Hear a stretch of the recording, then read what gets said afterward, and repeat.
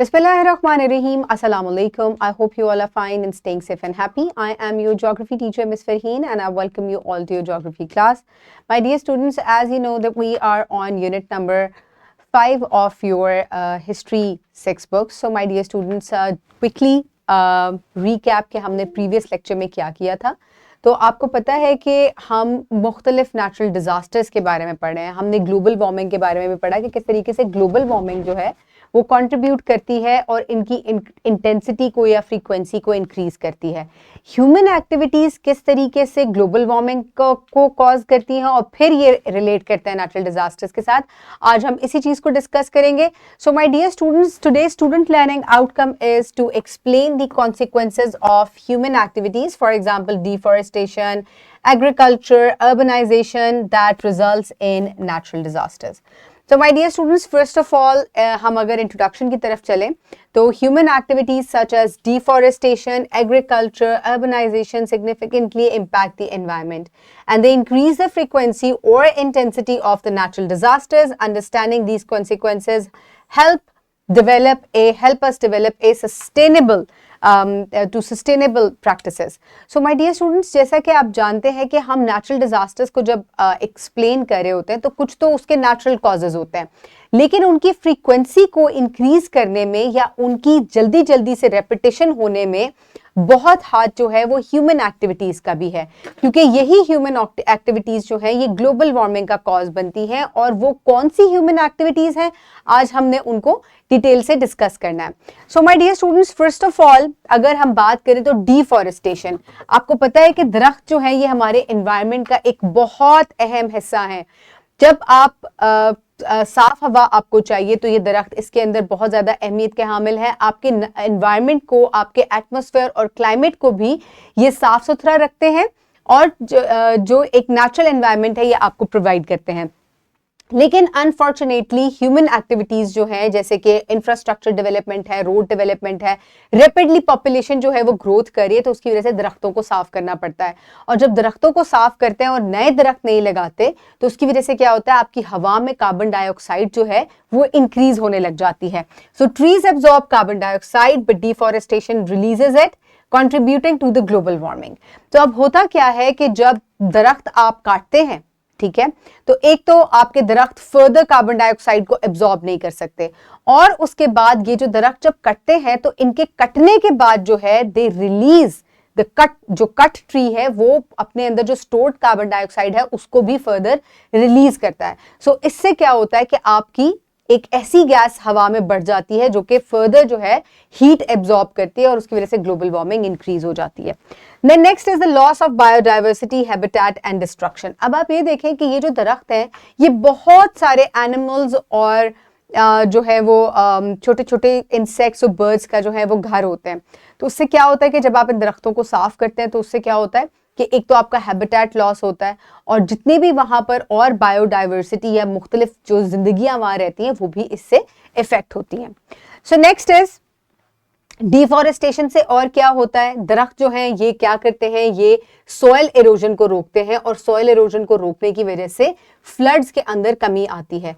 लेकिन इसकी वजह से क्या होता है, इसकी वजह से इंक्रीज फ्लडिंग होती है ट्री लॉस कवर की वजह से. आप देखें कि जहां पर दरख्त कम होंगे वहां क्या होगा कि दरख्त जो है वो पानी को एब्जॉर्ब नहीं कर सकेंगे, मिट्टी का कटाव जल्दी से होगा और पानी जो है वो इन इलाकों में जल्दी से घुस आएगा और they also cause flooding.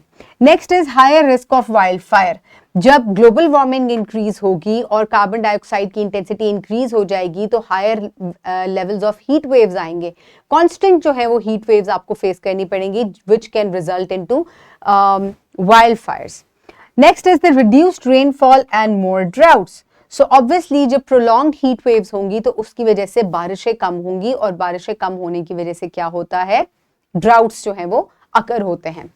So my dear students, next is the agriculture and natural disasters. अब आप ये देखें कि एग्रीकल्चर जो है ये एक ऐसी प्रैक्टिस है जिसमें आप लोगों के लिए अनाज उगाते हैं, ठीक है.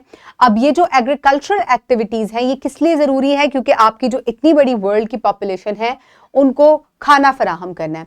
लेकिन ये एग्रीकल्चर एक्टिविटीज भी जो है they have a negative impact on the environment. First of all तो ये भी एक डिफॉरेस्टेशन की वजह है कि बड़े बड़े जंगलों को साफ करके और उसको एग्रीकल्चरल फील्ड्स के अंदर चेंज कर दिया जाता है। एक तो ये नेगेटिव इम्पैक्ट हो गया।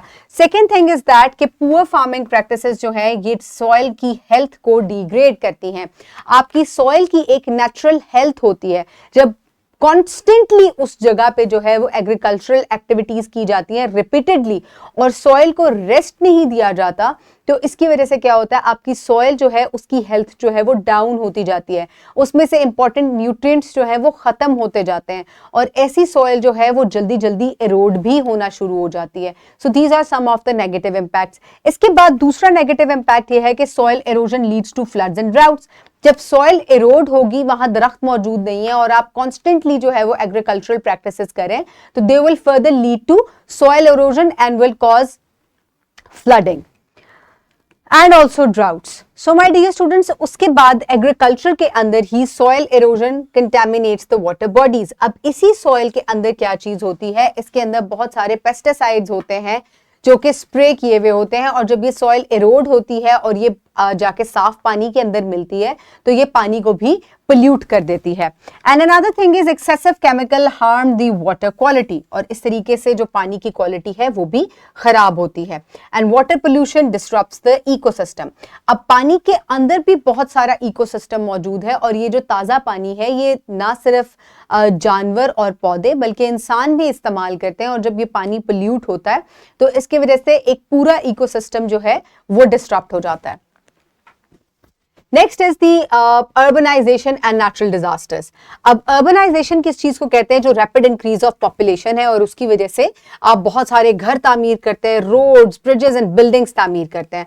उसकी वजह से क्या होता है कि आप क्या करते हैं, आप जगहों को कंक्रीट करते जाते हैं और ये जो बिल्डिंग्स हैं और ये अक्सर रिस्की एरियाज में भी बन जाती हैं जो कि वर्नेबिलिटी में इजाफा करती हैं अगर नेचुरल डिजास्टर अकर हो जाए। और कंक्रीट सरफेस जो है, जैसे कि आप रोड्स ज्यादा बनाते जाएं, आप बड़ी बड़ी बिल्डिंग्स तामीर करते जाएं, तो इससे क्या होता है कि पानी की एब्जॉर्प्शन जो है वो कम हो जाती है, which can further lead to floods. इसकी मैं आपको एक एग्जांपल दूंगी कि लाहौर जो है इट्स एन अर्बनाइज्ड सिटी और रैपिड अर्बनाइजेशन है, यहाँ पे बड़े बड़े रोड्स और इंफ्रास्ट्रक्चर तामीर हुआ है और जब बहुत ज्यादा मानसून में बारिशें होती हैं तो आप ये देखें कि एकदम से फ्लैश फ्लड्स आते हैं और आपका पूरा शहर जो है वो पानी वहां पर भर जाता है और कितनी ज्यादा तकलीफ का सामना करना पड़ता है। ये किस वजह से होता है, क्योंकि ग्रीन स्पेसेस जो है उनकी तादाद बहुत कम हो गई है और हर चीज जो है वो कंक्रीट कर दी गई है। सो ग्रीन स्पेसेस होना बहुत जरूरी है। Then next is the cities become hotter, buildings may not withstand extreme weather. और इसकी वजह से क्या होता है कि जो सिटीज हैं ये ज्यादा से ज्यादा गर्म होते जाते हैं जब इनको कंक्रीट कर दिया जाता है, इनमें से ग्रीन स्पेसेस खत्म कर दी जाती हैं एंड फर्दर ये जो बड़ी बड़ी बिल्डिंग्स बनी हुई होती हैं ये फिर हॉट वेदर को विथस्टैंड नहीं कर सकती और इसकी वजह से भी कोई ना कोई इशू जो है वो क्रिएट हो सकता है। Then next is the industrial activities and natural disaster. अब अगेन आप इस चीज को देखें कि जब पॉपुलेशन इंक्रीज हो रही है और इंडस्ट्रियल एक्टिविटीज के अंदर भी इजाफा होता जा रहा है और ये इंडस्ट्रियल एक्टिविटीज जो है ये पोल्यूटेंट्स के अंदर इजाफा करती हैं। ना सिर्फ ये एयर पोल्यूशन के अंदर इजाफा करती है बट आप दूसरी साइड पर देखें कि ये वाटर को भी कंटेमिनेट करती हैं। So they are causing different kinds of pollution in the environment and which can lead to natural disasters. Now look at this, that harmful gases and pollutants contribute to global warming. अब global warming के अलावा एक तो ये फिजा को आलूदा करके गर्म करें, क्योंकि ये जो पोल्यूटेंट्स हैं ये बहुत सारी जो है ग्रीन हाउस गैसेस को आपकी फिजा में ऐड ऑन करते हैं। नेक्स्ट थिंग इज ये इंटेंसिफाई करते हैं नेचुरल डिजास्टर्स को like storms and heat waves, क्योंकि ये ग्लोबल वार्मिंग से रिलेटेड है। और एक और चीज ये है कि ये आलूदा जो गैसें हैं जब ये हवा में जाती हैं और उसके बाद जब बारिश होती है तो ये एसिड रेन का कॉज भी बनते हैं जो कि which is very harmful for the life on earth. The next is the pollution in the water. So the industrial spills contaminate the water sources. और उसके बाद क्या होता है? The water pollutants harm the ecosystem and human health also.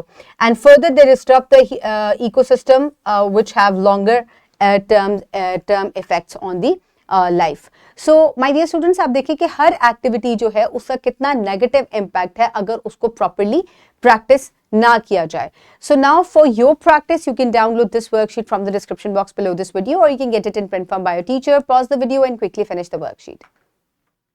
I hope everybody has finished the worksheet. For your homework, you will complete this skill 5.3 by scanning the QR code, and further you will also complete question number 4, MCQ number 4 from exercise A, and question number 4 from exercise C. So my dear students, this will be your homework, and I hope you have enjoyed today's lecture. I will see you in the next one. Have a great day. Thank you so much, and Allah Hafiz.